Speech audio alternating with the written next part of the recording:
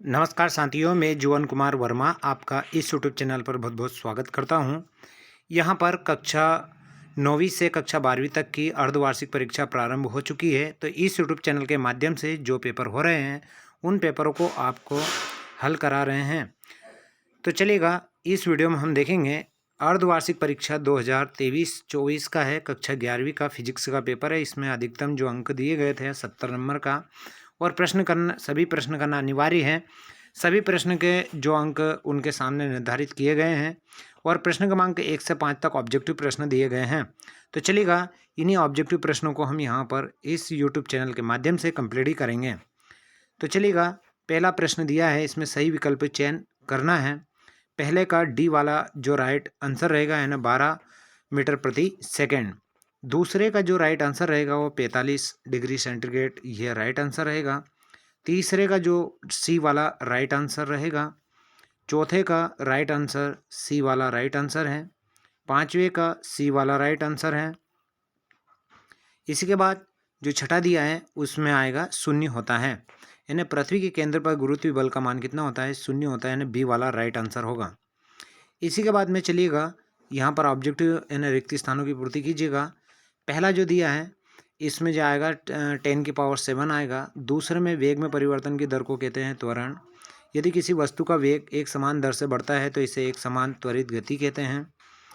चौथा है, एक समान वृत्ति गति में अभिकेंद्रित त्वरण के वेग बराबर होता है, लंबवत होता है।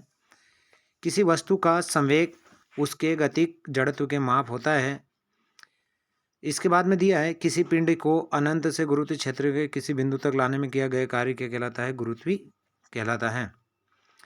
तो चलिएगा, ये थे प्रश्न क्रमांक 2 के रिक्त स्थान दिए थे। चलिए अब हम देखेंगे प्रश्न क्रमांक 3। इसमें दिया है सही जोड़ी मिलाकर लिखिए। पहले का जो आएगा वो यहाँ पर सी वाला राइट आंसर होगा। दूसरे का जो राइट आंसर होगा वो जी वाला राइट आंसर होगा। तीसरे का जो राइट आंसर होगा वो यहाँ पर होगा पहले वाला ए वाला तीसरे का। चौथे का जो राइट आंसर होगा वो बी वाला राइट आंसर होगा। और पांचवे का जो राइट आंसर होगा वो यहाँ पर एच वाला होगा। जो छठा दिया है इसका जो राइट आंसर होगा वो यहाँ पर दिया है डी वाला होगा। इसी प्रकार से थी ये सही जोड़ियाँ। इनको इस प्रकार से यहाँ पर लिखा भी हुआ है पेन से।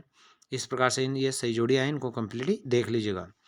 अगला जो प्रश्न दिया था इसमें वो है, एक वाक्य में उत्तर दीजिएगा। एक वाक्य एक शब्द में उत्तर दीजिएगा। पहला है, कोई त्वरित गति सरल रेखी कब होता है, तो स्वतंत्रता पूर्वक ऊपर से नीचे जाने पर।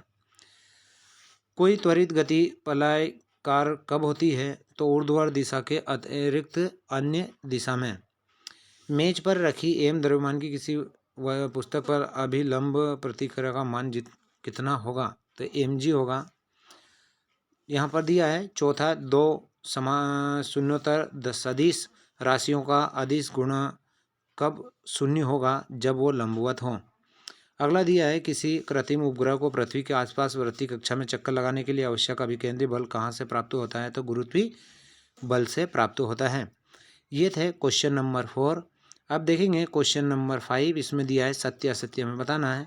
पहला वाला जो रहेगा सत्य, दूसरा सत्य, तीसरा सत्य, चौथा सत्य, और पांचवा ये यहाँ पर रहेगा असत्य। तो ये थे प्रश्न क्रमांक 1 से 5 तक के ऑब्जेक्टिव। आगे के जो प्रश्न रहेंगे उनको अगले वीडियो में आपको प्रोवाइड या उपलब्ध करा देंगे। तो इसी के साथ जय हिंद, जय भारत।